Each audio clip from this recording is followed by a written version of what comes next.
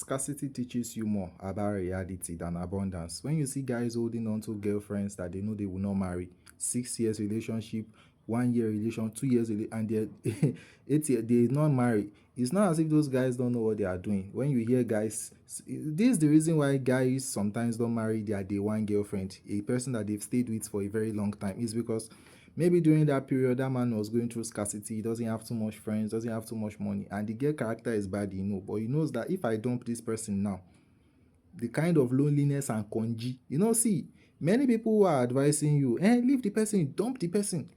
If your congee is catching you, you can't call them to your house, so they will not come. Even they will be giving you advice. They will be telling you that you are indisciplined, that they were able to, and they did not knock for 2 years now. They're forgotten that everybody is different. Some people can eat once a day and they will say they're satisfied.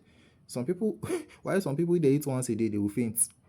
So they will start trying to they will want to turn you to them. And when you find out that, oh boy, all these ones did not understand on our story, all these ones want they tell me on our advice, all these ones they give me, before you know what's going to happen, you will learn the art of managing people. They call it eating with the devil with a long spoon.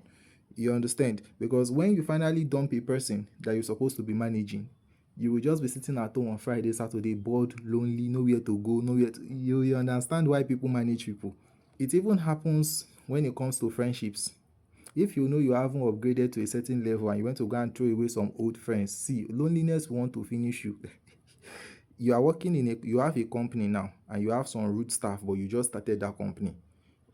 You cannot sack them, even if they are rude. Yes, because at least they are still bringing in their own fair quota. They are still bringing you income, and you know that if you sack them, before you see another person that is going to be able to pay, that is going to be able to receive that kind of pay you are paying them and still do that same work, you know that it will be scarce to impossible. You will learn how to manage people because you know that if you sack those people, that position will become empty and your company will suffer. You might even lose sales and eventually that company might close down. It might pack up. So it's called the art of necessary evil. Sometimes you manage people. They call it eating with the devil with a long spoon. That's why you see countries like US, they will still be doing deals with people like Iran because they know that we still gain something from there. Even though we don't really like the person concept, but we still have something to gain there. You understand? And you see this world, the people telling you, if the person is not doing well, dump the person now. In the streets, you see that thing you are throwing away. There are many people who are ready to go and pick it. Even the people advising you to dump that person, among them will be the ones who will start running after that guy or running after that guy once you dump that person. Yes. You see that your female best friend as a girl that is telling you dump that guy, is not good for you. Dump the guy first. She will be the first one that will go and be cooking in his house. Like you need to before you dump something, you must be very sure that you already have all your options well arranged.